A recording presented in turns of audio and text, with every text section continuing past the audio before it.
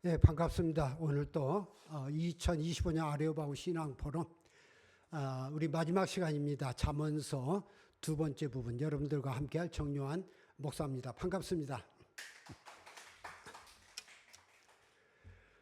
지난주에 우리 잠언 1장부터 9장까지의 30내용을 다뤘는데 그걸 다시 전체적 주제로 좀 정리해 보면은 1장 7절에 여호와를 경외하는 것이 지식의 근본이거늘 미련한 자는 지혜와 훈계를 멸시한다. 그렇게 말했는데 이 잠언서를 쓰게 된 중요한 내용이 하나님을 경외하는 신앙의 백성과 자녀라는 정체성을 가지고 하나님이 통치하신 신정왕국 곧 하나님 나라를 성취해가는 건강한 믿음의 사람으로 살아가기 위해서 먼저 하나님을 경외하는 지혜, 통찰력과 분별력을 추구하며 이를 통해 하나님 앞에 자기 생활에서 실천해야 할 의로운 삶을 살아가는 복된 믿음의 사람들로서 악행과 음행에서 자신을 지킬 수 있도록 가르치고 훈계하여 순종의 생애를 살도록 일깨우는 권면과 경계다. 그렇게 정의해 볼 수 있겠습니다. 우리가 흔히 하나님 나라라는 단어를 많이 쓰지만 이것을 많은 사람들이 착각하기를 기독교가 통치하는 나라, 또 기독교 지도자가 통치하는 나라로 오해합니다만은 하나님 나라가 뭡니까? 하나님이 다스리는 나라죠. 그럼 하나님이 다스리는 나라라는 게 뭡니까? 하나님의 통치 질서가 임하는 나라예요. 하나님의 통치 질서에 의해서 다스려지는 나라. 이것이 어떤 교리에 의해서 다스려진다는 걸 의미하지 않아요. 말씀의 진리와 교리는 다른 겁니다. 우리가 이것을 구별할 필요가 있고 이것을 아시고 우리가 잠언서를 다시금 두 번째 부분 대하도록 하겠습니다. 잠언서 지난주에 우리 제1잠언 모음집을 끝냈는데 우리 나머지 부분 오늘 다루도록 그렇게 하겠습니다. 그래서 솔로몬의 제1잠언 모음집에서는 믿는 이들을 하나님의 지혜로 초청하며 이 지혜는 악행과 음행을 멀리하는 것이며 이것이 하나님을 경외하는 것이라고 반복하여 일깨우는 권면 내용이었습니다.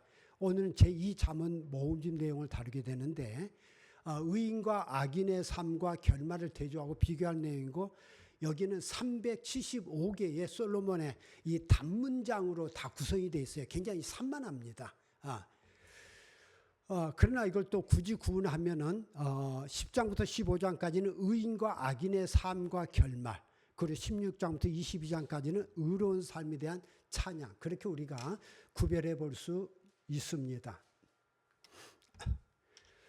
그럴 때 솔로몬 제2잠언 모음집의 그 특징은 의인과 악인의 삶을 결말하고 대조하고 비교한다 그랬는데 지혜로운 의인과 어리석은 악인의 삶이 무엇이 다르냐. 이제 한 문장 속에 끊임없이 의인은 악인은 이렇게 문장이 계속 나갑니다.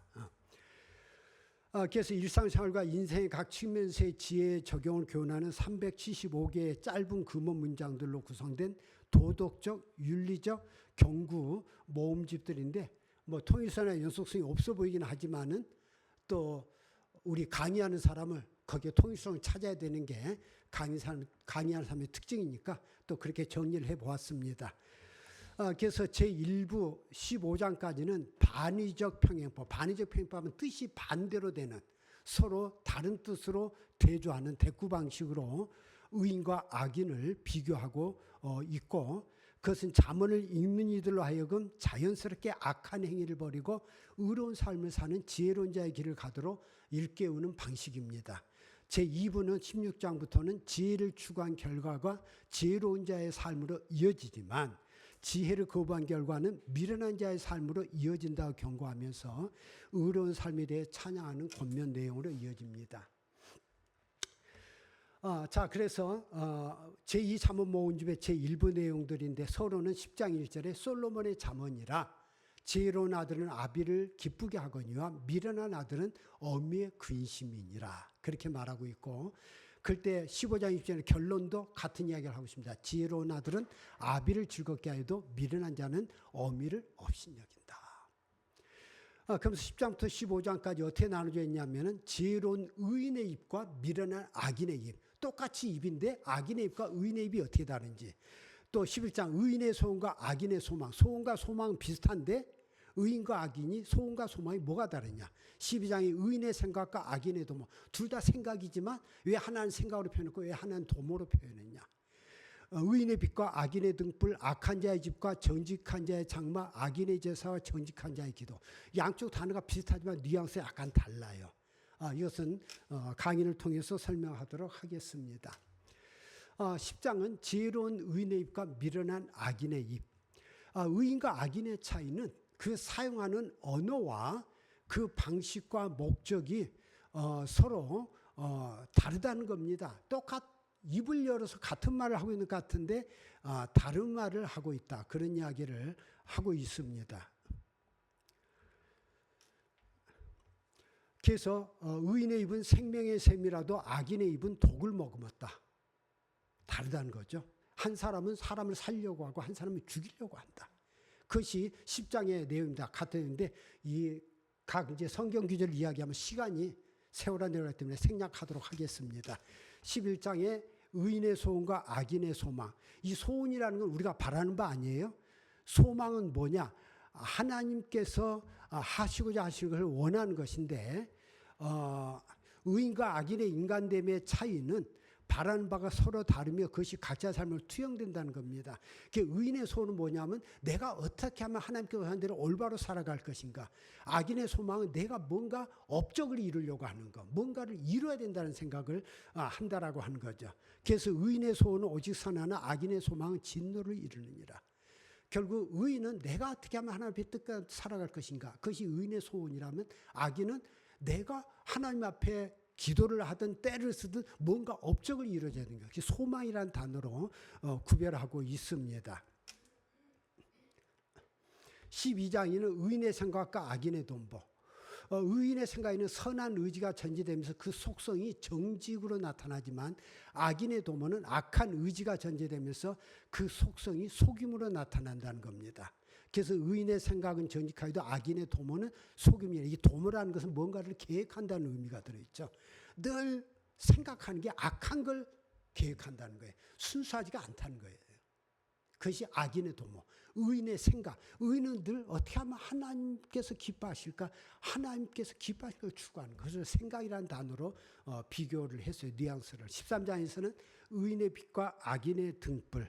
의인의 빛은 환하게 빛나고 악인의 등불은 꺼지느니라. 이 빛이나 등불 둘 다 빛이죠. 그런데 뭐가 다르냐?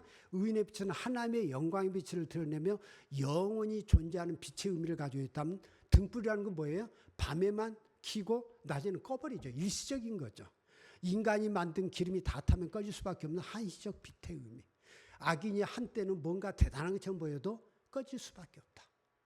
그러나 의인은 하나님께 영원히 빛나게 하신다. 그런 의미를 담고 있습니다. 14장에서는 악한 자의 집과 정직한 자의 장막. 집이나 장막이나 장막도 집이에요. 장막은 좀 초라하죠. 집이. 그래서 악한 자의 집은 뭔가 좀 웅장하고 화려하고 큰 집을 말해요. 악한 자의 집은 망했고 정직한 자의 장막은 흥하리라.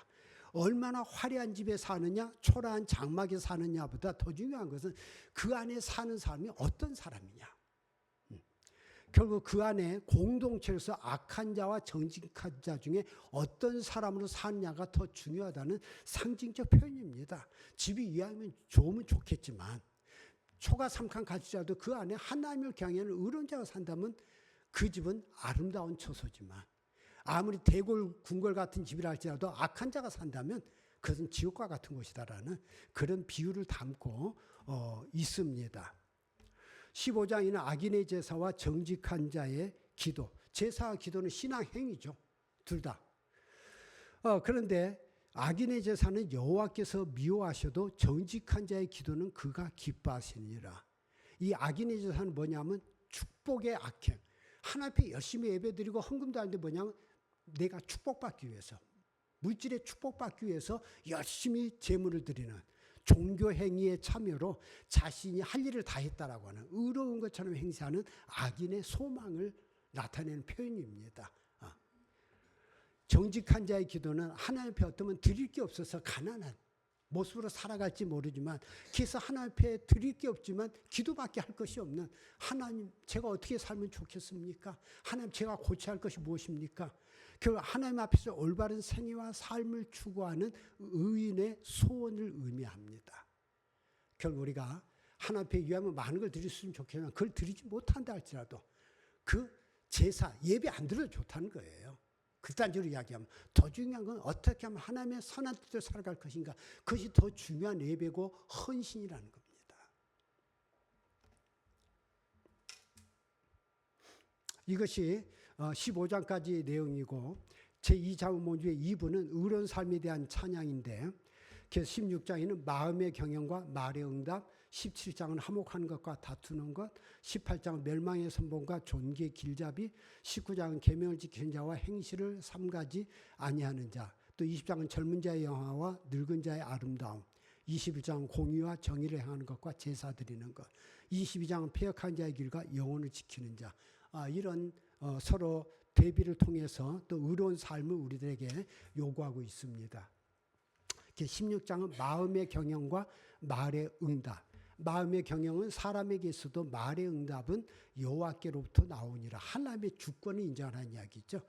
결국 마음의 경영이 뭐냐면 내가 마음으로 생각하는 많은 계획들 또 꿈꾸는 것들이죠. 말의 응답은 그것을 가지고 하나님 앞에 이게 이루어지기를 원합니다라고 기도했던 것이죠. 기도 응답을 말하는 거죠. 결국 우리가 하나님 앞에 우리의 마음의 손을 아뢰는 것은 자유지만 그 기도가 응답받는 것은 하나님의 결정권 안에 있다는 이야기죠. 그렇기 때문에 그 응답에 대한 하나님의 주권적 섭리를 존중하고 주님이 원하시는 바에 순종할 것을 권면합니다. 그렇기 때문에 사람이 마음으로 자기의 길을 계획할지라도 그의 걸음을 인도하시는 여호와시니라. 그래 우리가 주님 앞에 뭐가 필요한 거 원하는 거 기도하는 거 그것이 잘못은 아니라는 거죠. 그러나 거기에 대해서는 하나님의 응답이 무엇인지에 대해서 귀를 기울이라는 이야기입니다. 왜 안 주시는지 또 왜 주셨는지. 17장은 화목하는 것과 다투는 것. 마른 떡 한 조각만 있고도 화목하는 것이 제육이 집에 가득하고도 다투는 것보다 나으니라. 이 제육이라고 하는 건 뭐냐면 제사 음식이에요. 제사 음식이라는 것은 하나님 앞에 예배하고 드린 제물로 인해서 집에 남겨진 음식. 굉장히 풍성한 거죠. 그러니까 하나님 앞에 바칠 게 많았던 사람이죠. 그런데 그 집안은 하나님을 믿고 이 화목 제물로 드린 게 제육인데 날마다 집안이 다투고 싸우고 갈등하고 차라리 그 하나님 앞에 화목제 제사 안 드리는 게 낫다는 이야기죠. 마른 떡 한 조각, 마른 떡 한 조각은 먹을 게 없어서 빵 한 조각 가지고 사는 하나님 앞에 드릴 것도 없는 집안. 그럼에도 불구하고 화목한다면 그 집안이 하나님이 기뻐하신 집안이라는 거죠. 결국 하나님이 우리가 원하는 것은 화목이지 다투는 게 아니라는 거. 결국 화목과 불화 중 어떤 가정과 사회적 모습을 지향하고 꿈꾼 것이 하나님 나라의 거룩한 백성으로 부름받은 이들이 견지해야 할 참된 신앙적 자세를 일깨우는 권면입니다. 자기 가정, 자기 교회, 사회, 국가. 나로 인해서 국가가 날마다 시끄럽다. 우리 교회가 날마다 시끄럽다. 우리 집이 날마다 시끄럽다. 그것은 잘못된 신앙의 삶이라는 이야기죠. 어떻게 하면 하나님 안에서 우리가 함께 살아가는 가정 안에 날마다 화목하다는 거 쉬운 게 아니죠. 늘 생각이 다르고 입장이 다르고 그 다른 입장과 생각을 조율할 줄 아는 것. 그것이 화평이죠. 다 생각이 같기 때문에 화평한 게 아니죠. 한 사회도 마찬가지고 교회도 마찬가지고 이것이 다르지만 화평을 추구하는 것. 그것이 건강한 공동체라는 이야기를 하고 있는 겁니다. 18장은 멸망의 선봉과 존귀 길잡이. 이 선봉과 길잡이 다 같은 이야기죠. 이 선봉은 뭐냐면 총알바지가 되는 거예요. 앞장서는 거죠. 그러나 그 선봉은 멸망의 선봉은 자기를 높이는 마음의 교만이 스스로 파멸과 멸망을 자초하는 행위예요. 나 앞에서 사람을 선동하고. 존귀의 길잡이도 앞에 서는 거예요. 그 길잡이는 남의 본이 되는 거예요.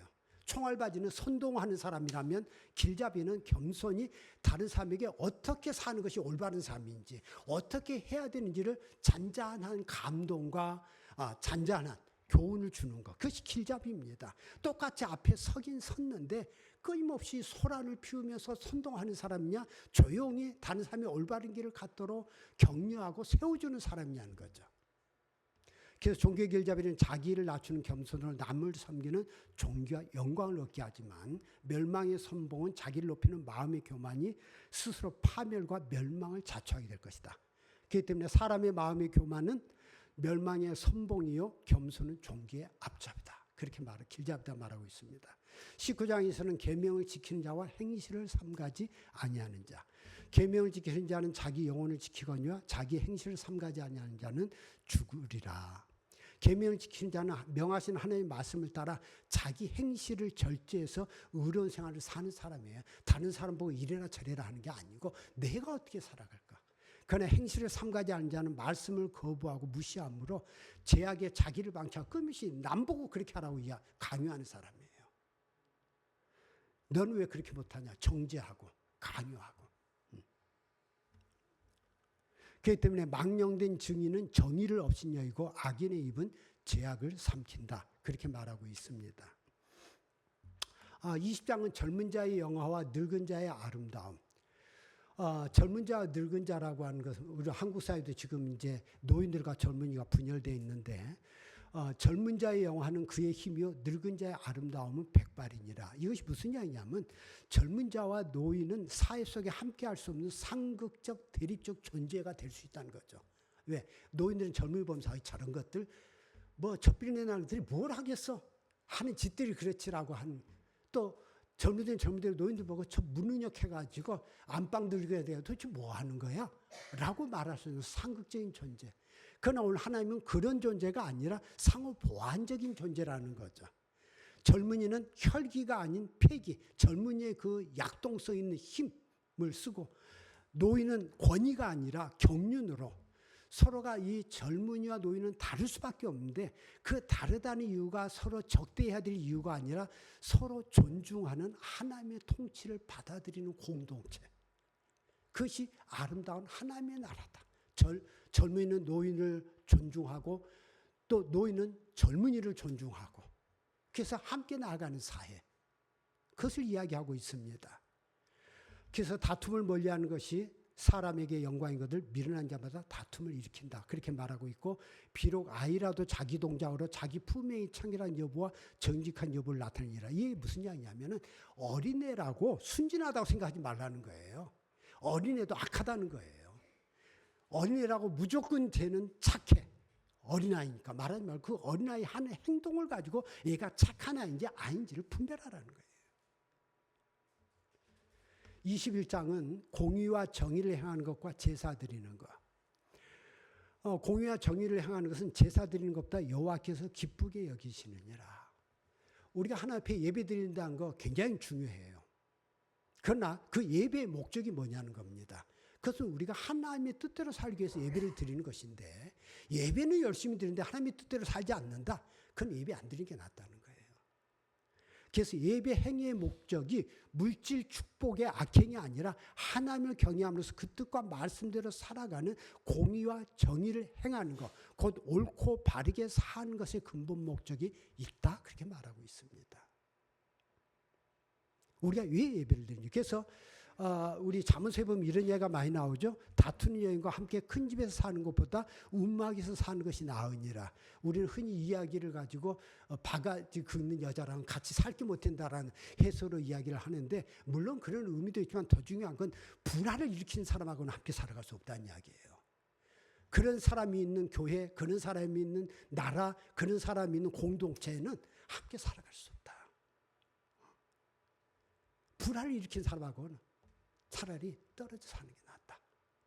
이게 가정에 바가지 긁는 여자 이야기가 아니고, 우리가 공동체에서 평화를 만들어 사는 사람이냐, 끊임없이 불화를 만드는 사람이냐, 늘 끊임없이 문제만 지적하고 문제만 찾아내고, 그런 사람은 멀리하라는 이야기죠. 믿음 있는 사람 아니라는 겁니다. 그 이야기를 하고 있는 거예요. 22장은 패역한 자의 일과 영혼을 지키는 자인데 2부에 전체적 결론이기도 합니다. 패역한 자의 길에는 가시와 올무가 있거니와 영혼을 지키는 자는 이를 멀리하는 자다. 영혼을 지키는 자는 패역한 자들을 멀리하고 패역한 자의 길을 멀리한다. 우리가 악인들과 대화 안 돼요. 그냥 거리를 두는 게 최고입니다. 뭐 맞느니 틀리니 이야기할 필요도 없어요. 거리 두는 게 최고예요. 가까이 봤자 자기 이야기밖에 안 하는데, 자기만 맞다고 이야기하는데 그 사람 이야기 들을 필요가 없다는 거죠. 패역한 자의 길을 걷는 믿는 자들의 우선적 관심은 많은 재물에 대한 선택을 우선한다는 겁니다. 욕심이 뭐냐? 내가 더 많은 물질적 축복을 받기 위해서. 지금 한국교회가 망가지고 있는 이유도 이 물질적 축복이에요. 물질적 축복은 주어지는 것이지 우리가 추구하는 게 아니에요. 주어지는 것과 추구하는 것은 달라요. 주어지는 것은 선물이고 은혜지만 추구하는 것은 탐욕이에요. 그럴 때 영혼을 지키는 자들의 우선적 관심은 하나님의 뜻에 순종하는 명예와 은총을 선택한다는 겁니다. 그렇기 때문에 많은 재물보다 명예를 택할 것이요 은이나 금보다 이를 멀리하느니라. 그런데 이 2부 결론을 지으면서 묘한 말을 우리에게 하고 있습니다. 가난한 자와 부한 자가 함께 살거니와 그 모두를 지으신 이는 여호와시니라. 우리가 살아가는 사회 속에는 악한 자만 존재하는 것도 아니고 의만 사는 것도 아니라는 거죠. 가난한 자만 있는 것도 아니고 부자만 있는 것도 아니라, 그러면서 그 모두를 지으신 이는 하나님이시다. 그 이야기는 가난하다고 무시하거나 악인을 우리가 구별해야 되지만 그렇다 해서 함부로 정죄하지 말라는 이야기입니다. 함께 할 수 없는 그 사람이 어떻게 끌어안고 함께 살아갈 수 있냐를 고민하는 것. 그것이 진정한 믿음의 사람이라는 거죠. 그렇기 때문에 함부로 정죄하지 마라. 함부로 배타적으로 대하지 마라. 거기까지 생각하는 사람이 진정한 지혜로운 사람이다. 우리는 그 사람을 배척해버리는 건 그건 쉬워요. 그렇게 배척해버리는 게 누굽니까? 종교인들이에요. 저런 사람 있으면 안 돼. 정죄하고 배타적으로 대하고. 그게 종교인이에요. 신앙인은 그럼에도 불구하고 저 사람을 어떻게 끌어안고 살아갈 것이냐를 고뇌하는 게 신앙이라는 이야기를 하고 있습니다. 우리가 솔로몬의 잠언 이야기를 1부, 2부 다 다뤘고, 이번에는 22장부터 24장까지 지혜 있는 자의 말씀. 저자가 누군지는 모릅니다. 익명의 현자들의 잠언으로 솔로몬의 잠언을 보완하고 있는 그런 내용입니다. 시작을 이렇게 합니다. 너는 귀를 기울여 지혜 있는 자의 말씀을 들으며 내 지식에 마음을 둘지어다. 이 계속 잠언서가 이야기되는 게 뭡니까? 내 말을 들으며 마음에 두라. 마음에 두라는 얘기는 뭡니까? 내 인격이 되라. 내 삶이 되라. 그 이야기입니다. 살아내라. 그 다음 부입니다. 이 잠언서의 지혜의 특징은 들어야 되고 마음에 두라. 내 삶으로 표출되라. 그렇게 말하고 있고, 지혜 있는 자의 말씀은 이명의 제자들이 믿음의 삶들로 패역한 자의 길이 아니라 지혜 있는 자로 살아가기 위한 권면의 내용입니다. 이것은 크게 세 부분으로 나눠지는데, 22장 17절부터 21절까지 지혜 있는 자의 말씀에 대한 서론, 그리고 지혜 있는 자의 30개의 교훈, 30개의 교훈이 들어가 있고 부력 형태의 6개의 교훈, 그 지혜 있는 자는 36개의 교훈이 담겨 있는 내용입니다. 그럴 때 지혜 교육의 목적과 동기유발, 솔로몬의 잠언과 같은 이야기인데, 너는 귀를 기울여 지혜 있는 자의 말씀을 들으며 경청하라는 이야기죠. 내 지식에 마음을 둘지어다. 깨달은 이치를 자신의 행동 가치관으로 삼으라는 것이고, 이것을 너의 속에 보존하며 내 입술 위에, 우리 입에서 나오는 언어가 지혜의 언어가 되게 하라. 험담과 악담과 이간질과 그런 것이 아니라, 그럴 때 아름다운 인생을 살게 될 것이다. 내게 여호와를 의뢰하게 하여 오늘 특별히 너에게 알게 하니, 요즘 복된 사람입니다. 오늘 특별히 여러분에게 알게 하기 위해서 썼다고 말씀하고 있다고 이야기합니다. 특별히 여러분을 위해서. 그럴 때 그 지혜교육의 내용과 목표는 내가 머리학과 지식의 아름다운 것을 너를 위해 기록한다. 이 제인자의 말씀은 계속 너를 위해 기록했다 말하고 있죠. 건전한 충고가 담긴 30가지 교훈을 가르쳐주고자 한다 말하고 있고, 그 이유는 진리의 확실한 말씀을 깨닫게 하며, 그것은 진리에 근거한 신실한 인격을 갖추게 하기 위한 것이고, 또 너를 보낸 자에게 진리의 말씀으로 회답하게 하려면, 우리의 대화가 궤변이 아니라 그건 아니고 그건 아니고가 아니고, 궤변이 아니고 진리의 말씀에서 함적인 대화가 오고 가는 것, 진리의 대화를 할 수 있도록 하기 위해서 이 잠언서를 기록했다. 그렇게 말씀하고 있습니다. 그럴 때 1교훈부터 10교훈까지는 올바른 경제생활에 대한 내용인데 여기에 주제의 선구를 저는 23장 7절에서 잡았습니다. 대저 그 마음의 생각이었다면 그 이인도 그러한죠. 내 마음이 어떤 생각을 품냐 그 사람이 나타내는 인격이고 언어고 행동이고 모습이라는 겁니다. 그럴 때 약자를 수탈하지 말까, 남을 압제하지 말라. 약한 자를 그가 약하다고 탈취하면 이게 묘한 말이죠. 약한 자가 나보다 약한 자를 탈취한다는 겁니다. 성급한 사람과 사귀지 말까. 노를 쉽게 표출하는 사람들하고는 가까이 하지 마라. 세 번째, 함부로 다른 사람의 일에 휩쓸리지 말라. 아까도 이제 솔로몬이 그 보증 담보 이야기가 나왔는데 다른 사람 일에 함부로 휩쓸리지 마라. 네 번째는 조상의 유업을 빼앗지 말라. 남이 조상한테 넘겨받은 거 빼앗지 말라. 다섯 번째, 헛된 망상을 버리고 자기 일에 성실하라. 너 일에 최선을 다해라. 여섯 번째로 식탐을 삼가라. 먹을 거 함부로 먹지 마라. 누가 식사 자리에 초대했을 때 함부로 먹지 마라. 그 사람이 왜 자기를 불렀는지 그 사람의 의중을 파악해라. 공짜 없다 세상에. 그거 받아먹고 그 다음에 목매어서 끌려다니지 말라. 그런 이야기를 하고 있는 것이고, 일곱 번째, 부의 축적에 집착하지 마라. 부자가 되지 말라는 이야기 아니라 거기에 집착하지 말라는 거죠. 여덟 번째, 악한 자들과 식사하지 말라. 그들의 자리에 나가지 마라. 다 이유가 있다는 거죠. 아홉 번째, 말이 통하지 않는 자를 설득하려고 하지 마라. 설득 안 된다는 거예요. 오히려 끌려 들어가지. 열 번째, 빼앗지 말고 보호해 주라. 그리고 11번째, 18번째까지 자녀교육과 지혜에 있는 삶의 중요성을 이야기합니다. 여기에는 23장 10절에 훈계에 착심하며 지식의 말씀에 귀를 기울여. 같은 이야기, 훈계에 내 마음을 다 쏟아 넣으라는 거죠. 무슨 말을 하는지. 그리고 그 말씀에 귀를 기울여라. 그럴 때 어떤 교육을 해야 되냐? 11번째, 올바른 사회인으로 살아가도록 가르쳐라. 올바른 사회인. 함께 살아가는 사람을 가르쳐라.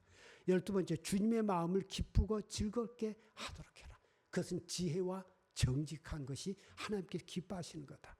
13번째, 악인의 삶을 본받지 말라. 하나님을 경외해라. 14번째, 친구로 삼아서는 안 될 사람을 분별해라. 가까이 해야 될 사람이고 가까이에서는 안 되는 사람이 있다. 15번째, 부모와 진실을 소중히 여기며 살아가라. 효와 진리를 추구해라. 16번째, 부모와 주님을 즐겁게 한 것을 알아라. 부모를 즐겁게 하려고 해라. 하나님을 즐겁게 하려고 해라. 부모의 근심덩어리가 되지 말고 하나님의 근심덩어리가 되지 말라는 거죠. 17번째, 음란한 미혹의 마음을 빼앗기지 말라. 어떤 성적인 또 신앙적인 무절제에 빠지지 말라는 이야기죠. 18번째, 이성을 잃은 자로 살아가지 말라. 술 취함에 대한 경계입니다. 판단 능력이 마비되지 않게 하라. 19번째부터 25번째까지는 믿는 자들의 올바른 사회적 책임입니다. 그래서 24장 24절에 악인에게 너가 옳다 하는 자는 백성에게 저주를 받을 것이다. 악한 자에게는 악하다고 말해줘야 되는데 너가 옳다라고 말하는 자, 백성들의 저주를 받아 심판을 받을 것이다. 그렇게 말하고 있습니다. 그래서 19번째는 불의한 형통을 추구하지 말라. 20번째는 올바른 형통을 추구해라. 21번째는 자기 생각에만 갇히지 말고 마음을 열어라. 22번째는 고집불통에 미련한 자를 이기는 지혜. 지혜로 말미암지 않고는 미련한 자를 이길 수 없다. 결국 미련한 자와 싸우려고 하지 말라는 거고. 23번째는 악행은 말씀을 거부하는 미련한 자의 행동 특성이다.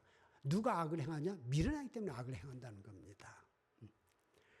24번째, 사회적 갈등에서도 의연한 태도가 있는 지혜인 자가 되라. 낙담하지 말라. 세상이 어지럽다고, 세상이 타락했다고 낙심하지 말라. 그 가운데도 하나님을 의지하기 때문에 의연하게 너의 갈 길을 가라. 그 당부를 하고 있고, 25번째, 사회적 불의로 고통받는 자에 대해서 무관심하지 말고 관심을 가져라.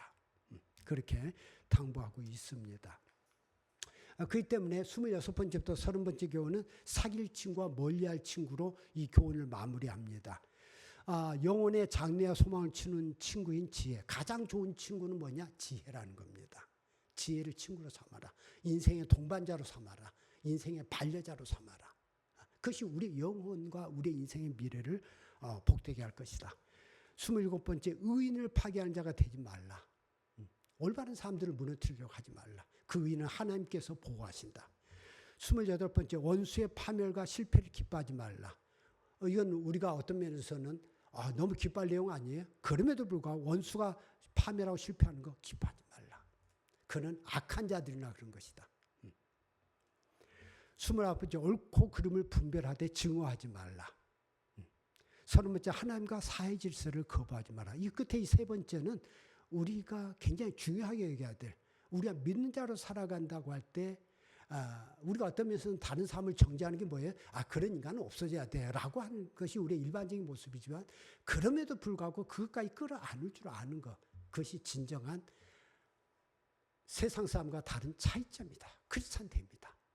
그 이야기를 하고 있습니다. 우리가 배타적인 거, 정죄하는 거, 그것이 하나님을 믿는 사람일지 몰라도 그 사람은 종교인이다. 사회와 본인을 구원할 수 있는 사람이 아니라는 거죠. 사회를 파멸을 몰아낼 사람이라고 이야기합니다. 이 부록 형태의 6개의 교훈 말씀, 부록으로 편견된 재판에 대한 경계, 이것도 지혜로운 자들의 말씀이라. 그래서 부록으로 이제 봅니다. 편견된 재판, 적절한 대답의 유익, 삶의 우선순위가 무엇인지, 거짓 증언을 경계하고 복수를 경계하고 게으름에 대한 권면으로 이 말씀이 마무리합니다. 자, 지혜 있는 자의 말씀을 우리가 보았고, 이제부터는 히스기야 신하들이 편집한 솔로몬의 잠언, 이건 앞에 솔로몬의 잠언과 같은 시각적 입장에서 편집이 되어 있습니다. 25장에는 자기의 마음을 제어하지 않은 자가 되지 말라. 이 왕에 대한 이야기를 하는데 25장 28절에 자기 마음을 제어하지 않은 자는, 자기 마음을 컨트롤하지 못하는 사람은 성읍이 무너지고 성벽이 없는 것 같다. 그건 뭐예요? 무방비 상태라는 거죠. 성벽이 없다.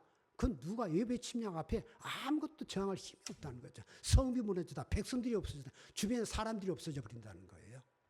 다 나를 떠난다는 거죠. 자기 마음을 컨트롤하지 못하면 사람들이 다 떠날 것이고 다른 자들이 침략에 내가 막을 방법이 없다. 그러면서 왕과 신하처럼 사회적 계층 차이가 존재하는 현실 상황을 인식해라. 사회는 어쩔 수 없이 왕과 신하라고 하는 계층이 있을 수밖에 없다는 거죠.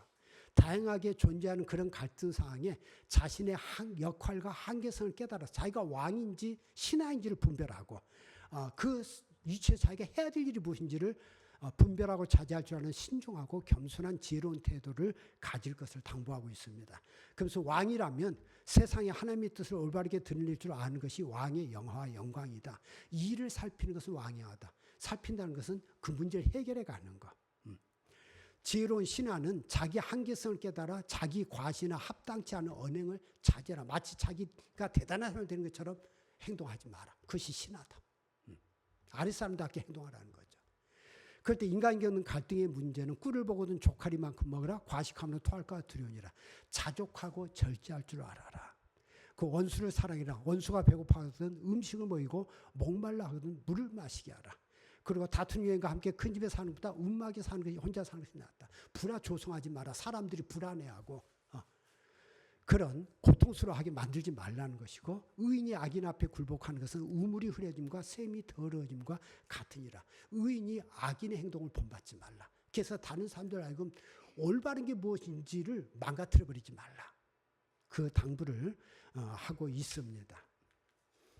26장은 스스로 지혜롭게 여기지 말라고 말하고 있습니다. 내가 스스로 지혜롭게 여기는 자를 보냐? 그보다 미련한 자에게 오히려 희망이 있다. 이 미련한 자는 바보입니다. 차라리 바보가 낫지. 스스로 지혜롭게 여기는 자처럼 멍청한 게 없다는 거죠.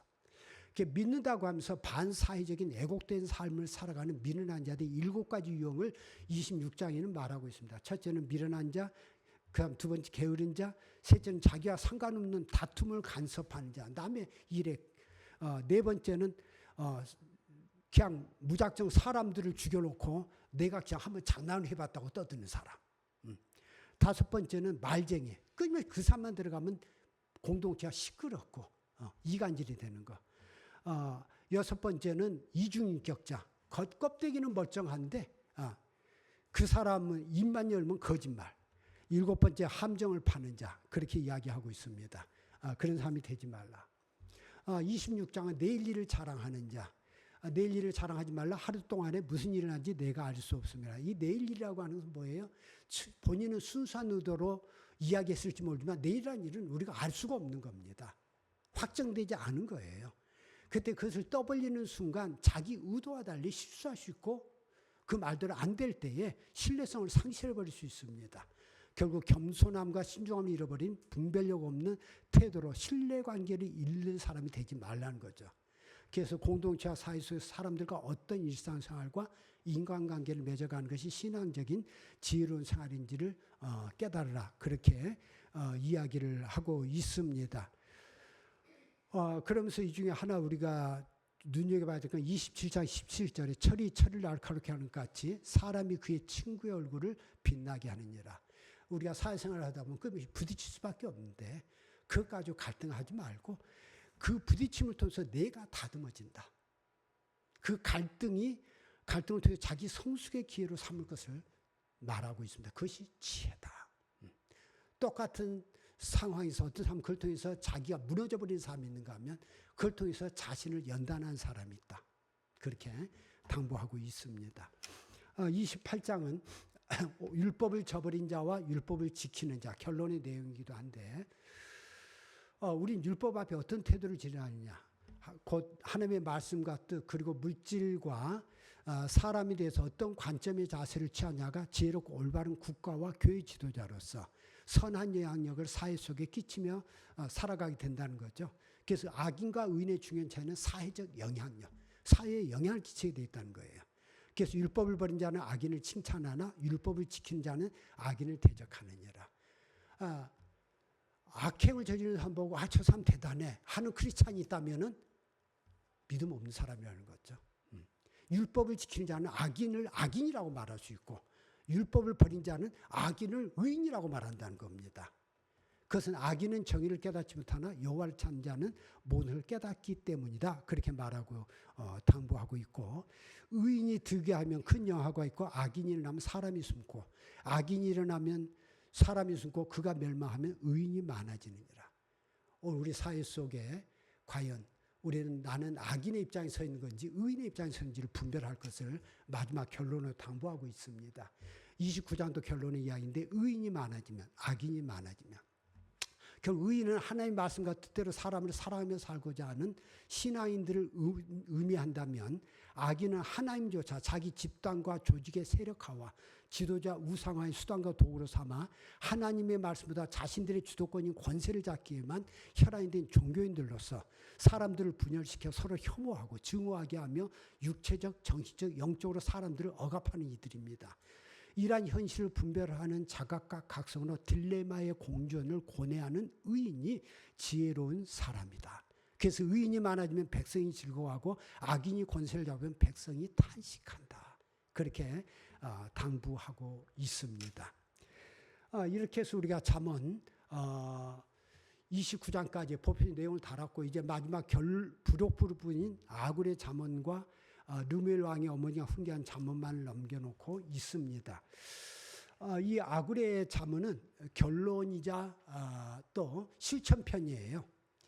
30장 2절에 이 말씀은 야게의 아들 아굴의 잠언이니 이 아굴은 두 가지 기도를 하고 있죠. 내가 두 가지를 주께 구하였사오니 내가 죽기 전에 내게 거절하지 마옵소서. 이것은 아굴의 평생의 기도 제목이었다는 이야기입니다. 두 가지가 뭐냐? 헛된 것과 거짓말을 내게서 멀리하옵시며 나를 가난하기도 마옵시고 부하기도 마옵시고 오직 필요한 양식으로 나를 먹이시옵소서. 두 가지죠. 헛된 거짓말하지 않는 인생이 되게 해주시고 또 주님 나를 부하기도 가난하기도 하지 말게 해주옵소서. 이 이야기는 뭐냐면 많은 종교인들이 저지르는 악행 이면에 물질적 축복의 갈구가 강했다는 겁니다. 다 이 물질적 탐욕 때문에 빚어진 악행이기 때문에 그렇기 때문에 잠언을 단지 지식적인 즐거움, 자기 지식의 만족을 위한 것으로 자기는 보기를 원하지 않고 평생의 실천적 삶의 기도 제목으로 삼았다고 그렇게 살기를 원했다는 고백을 이 아굴의 기도에서는 하고 있습니다. 자기가 이런 기도를 하는 이유는 내가 혹 배불러서 하나님을 모른다. 여호와가 누구냐 할까 하며 혹 내가 가난하여 도적질하고 내 하나님의 이름을 욕되게 할까 두려워합니다. 그렇게 말하고 있습니다. 결국 이 아굴의 이 기도 제목을 통해서 우리가 이제 잠언서를 마무리하면서 어떤 기도, 어떤 자세로 살기 위해서 우리는 잠언을 읽어야 될 것인가라는 생각을 할 필요가 있습니다. 우리 마지막 느무엘 왕의 어머니는 훈계한 잠언인데 느무엘 왕이 말씀 안 받고 그의 어머니가 그를 훈계한 잠언이라. 우리가 이 잠언 31장 보면 남자들은 굉장히 은혜가 돼요. 이런 여자만 얻으면 인생 놀고 먹을 수 있는데 근데 사실은 이런 여자가 없죠. 없어요. 혹시 왕비라면 모를까? 그럴 때 이 현숙한 여인이라고 하는 것이 우리가 생각하는 그런 현모양처를 이야기하는 것이 아니라는 거죠. 그렇기 때문에 세번역 성경에는 누가 유능한 여인을 찾아 얻겠느냐, 유능한 여인이라고 말하고 있습니다. 여기서 이제 느무엘 왕의 어머니는 먼저 한 나라를 다스리는 왕에게 요구되는 지혜이자 경계해야 될 자세를 권면하고 있습니다. 이야기는 결국 우리 믿는 사람들이 예수 믿는 사람들이 왕 같은 제사장이라고 사도 베드로가 말한 것처럼 우리가 세상에서 어떻게 왕 같은 제사장으로 살아갈 것인가라고 하는 마지막 당부의 선언입니다. 베드로 사도가 이는 너희를 어두운 데서 불러내어 그의 기이한 빛에 들어가게 하신 이에 아름다운 덕을 선포하게 하려 하십니다. 결국 우리를 통해서 하나님의 영광이 어떻게 드러나게 할 것이냐. 그것이 잠언서 31장의 이야기예요. 하나님의 영광을 드러낼 책임과 권리를 깨닫고 겸손히 순종하며 사는 진실한 신앙이 될 것을 권면하고 있습니다. 누가 현숙한 여인을 찾았겠냐? 그의 값은 진주보다 더하니라. 주석가들은 말합니다. 이런 여자 세상에 없다. 진주 찾는 것보다 더 힘들어. 그래서 그의 값은 진주보다 더하다고 말하고 있는 것을 보고 있는데 이 현숙한 여인은 여자를 말하는 것이 아니라 하나님의 지혜를 의인하온. 성경에서 지혜는 여성적 명사입니다. 여성적 명사. 그래서 그 지혜에 대한 표현입니다. 누가 그 지혜를 찾아 얻겠느냐. 우리 모두를 향한 이야기예요. 그래서 잠언은 하나님의 지혜를 여성으로 의인하여 표현하면서 파멸로 몰아넣는 음녀와 대비하고 있습니다. 오늘 느무엘 왕이 오면 내 힘을 여자들에게 쓰지 말며 그 이야기는 힘을 남용하지 말라. 너의 가진 기력과 재물을 함부로 남용하지 말고 왕들을 멸망시키는 일을 행하지 말라. 힘을 소모하는 무모한 전쟁을 일으키지 말라. 그리고 술을 마시다가 법을 잃어버리고 모든 공관자들의 송사를 굽게 할까 두렵다. 판단력과 역할을 마비하는 삶을 살아가지 마라. 너가 입을 연다면 공의로 재판하여 공고한 자와 궁핍한 자를 신뢰할지라. 연약한 자들, 힘없는 자, 고통받는 자의 대변자가 돼야지 너의 입을 열어서 남을 모함하고 증오하고 분열과 이간질을 하는 그런 짓 하지 마라. 그런 당부를 하고 있어요. 그럴 때 고운 것도 거짓되고 아름다운 것도 헛되나 오직 여호와를 경외하는 여자는 칭찬을 받을 것이다. 그렇게 끝내고 있는 겁니다. 그래서 우리가 잠언을 마무리하면서 우리에게 스스로 지혜롭게 여기지 말라. 여호와를 경외하며 악에서 떠나라. 악에서 떠난다는 게 뭔지를 우리가 좀 생각해 볼 필요가 있고 아굴의 그 기도 가운데 우리가 물질의 축복을 구하는 것이 하나님께 대한 경외 때문이냐 물질적인 축복 때문이냐. 우리 욥기서에서 그 이야기 하고 있잖아요. 사탄이 욥이 왜 하나님을 경외하느냐. 저가 받은 물질적 축복 때문은 아니겠습니까? 라고 묻고 있습니다.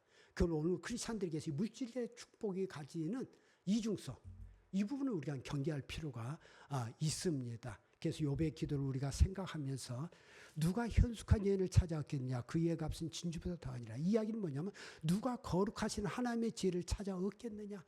누가 한평생 지혜를 친구 삼아서 살아가는 삶을 살 것이냐. 그 이야기를 우리에게 말하고 있고 누가 하나님을 경외하는 능력 있는 지혜의 사람으로 살고자 하느냐. 그런 질문을 우리에게 남기고 있습니다. 그렇습니다. 잠언서 전체 주제를 앞에서 시작하면서 이런 이야기를 했죠. 하나님을 경외하는 신앙의 백성과 자녀라는 정체성. 나는 믿는다고 하는데 어떤 정체성을 가지고 살아가야 될 것이냐. 또 우리가 건강한 믿음으로 살기 위해서 하나님의 나라를 성취해 간다는 게 뭐냐. 그러기 위해서 먼저 하나님을 경외하는 지혜를 추구해야 된다. 통찰력과 분별력. 무조건 내가 아니고 무조건 목사님 말씀 아멘이 아니고 전체 과연 하나님이 통치하는 그 창조 섭리에 맞는지 통치 질서에 맞는지 통찰력과 분별력을 추구하며 이를 통해 하나님 앞에 자기 생활에서 실천해야 될 의로운 삶. 나는 어떻게 살아야 되는가라고 하는 세상의 현상, 다른 사람들의 삶의 모습을 보면서 나를 구별된 자로 세우는 것. 그래서 악행과 음행에서 자신을 지키시도록 가르치고 훈계하여 순종의 생애를 살도록 가르치는 권면과 경계라는 걸 깨닫고 우리 한패 나아가는 저와 여러분이 되었으면 좋겠습니다. 이렇게 2시간에 걸쳐서 짧지만 잠언서 전체를 다뤄보았습니다. 시간 짧아서 다 설명은 못했지만 무엇을 말하고자 하는지 의미를 깨닫고 다시 한번 여러분들이 잠언서를 읽어본다면 좀 더 넓은 시각으로 잠언서가 저와 여러분에게 다가오지 않을까 싶습니다. 수고하셨습니다.